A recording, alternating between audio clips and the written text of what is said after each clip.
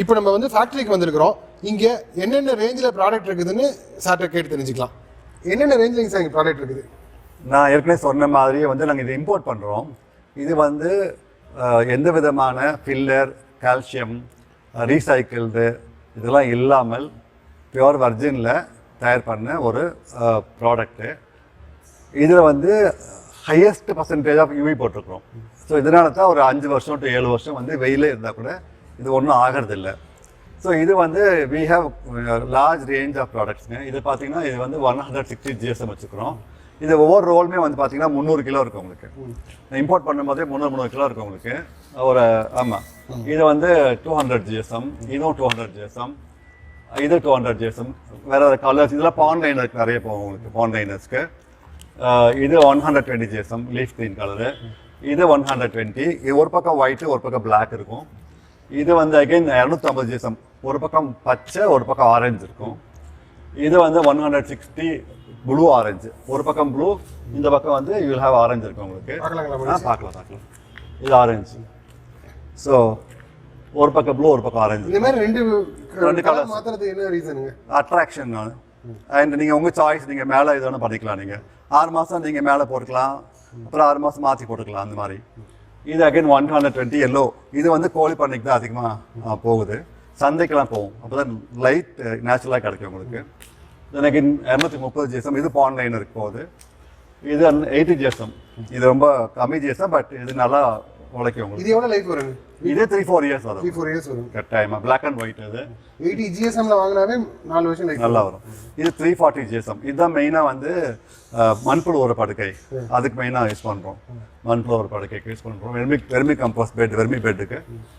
இது வந்து again 160 GSM leaf green. இது வந்து நேச்சுரல் ஒயிட். இது அந்த சோலார் ட்ரையர் சொன்னேன் இல்லைங்களா, அதுக்கு போடக்கூடிய பெட், காய்கறிக்கு போடுறதுக்கு.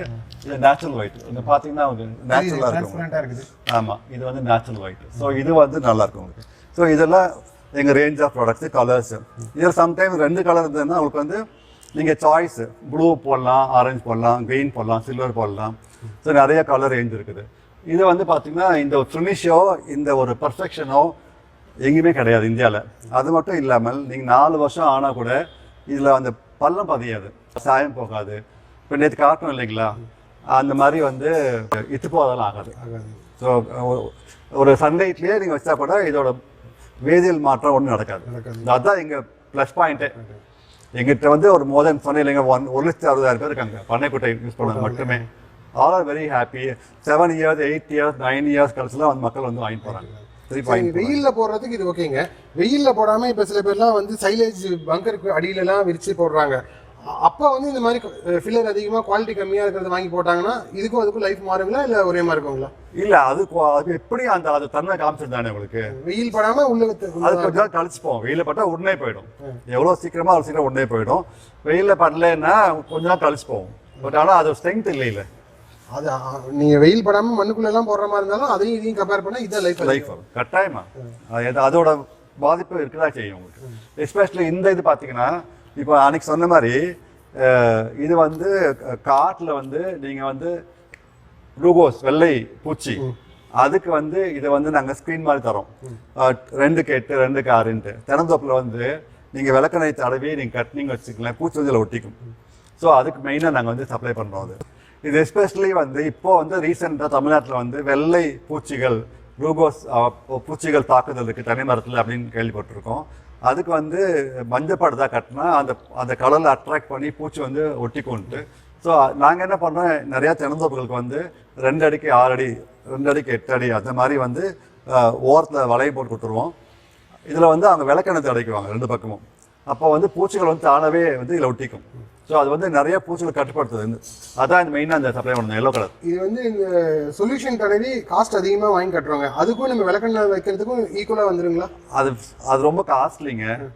அது வந்து ஒரு அடி கூட தான் கிடைக்கும் உங்களுக்கு. இப்போ இதுனா நீங்கள் 8க்கு 8, 8க்கு 6 அது மாதிரி பண்ணிக்கலாம். சீப். இந்த விளக்கெண்ணெய் தடவினாலும் சேம் பூச்சி. கட்டாயம். இதை பற்றி தனியாக நம்ம ஒரு வீடியோவில் விரிவாக பார்க்கலாம். நம்ம இது என்ன மெட்டீரியல் ஓடிட்டு இருக்குது, இது எதுக்கு போகுது? இந்த மெட்டல் பார்த்தீங்கன்னா இது நைலான் டார்பாலின். இது வந்து சுருள் பாசிக்கு போகுது. ஸ்பைலுனா பாண்ட் அதுக்காக பண்ணிட்டு இருக்கிறோம். இப்போ சுருள் பாசிக்கு இந்த இதான் போடணுங்களா? இது என்ன ஜிஎஸ்எம்? இது 750 GSM. 750 750 GSM.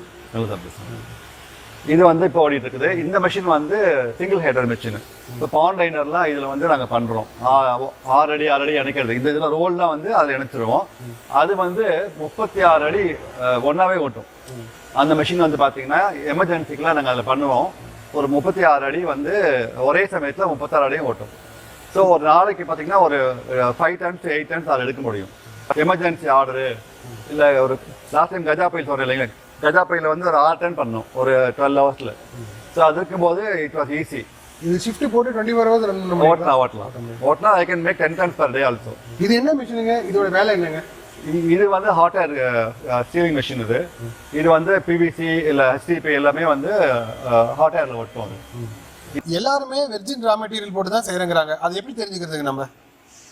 எந்த ஒரு விவசாயியுமே வந்து நீங்கள் கடைக்கு போயிட்டு தார்பாய் தரம் என்ன, நீங்கள் உற்பத்தியாளரா ட்ரேடரா, இது எங்கே உற்பத்தி ஆகுது, என்னெல்லாம் போட்டு உற்பத்தி பண்ணுறாங்கன்னு கேட்கறதே கிடையாது கேள்வி. நீங்கள் போய் கலர் பார்க்குறீங்க, சைஸ் சொல்கிறீங்க, வாங்கிட்டு போயிடுறீங்க, அவன் கொடுக்குறான். இப்போ நான் கூட போய் மார்க்கெட்டில் சும்மா டெஸ்ட்டாக ஒரு பாய் வாங்கினா அதில் பேர் இல்லை, ஊர் இல்லை, வெயிட் இல்லை, ஜிஎஸ்எம்மே அதில் போட கிடையாது. அதெல்லாம் மக்கள் விற்கிறாங்க.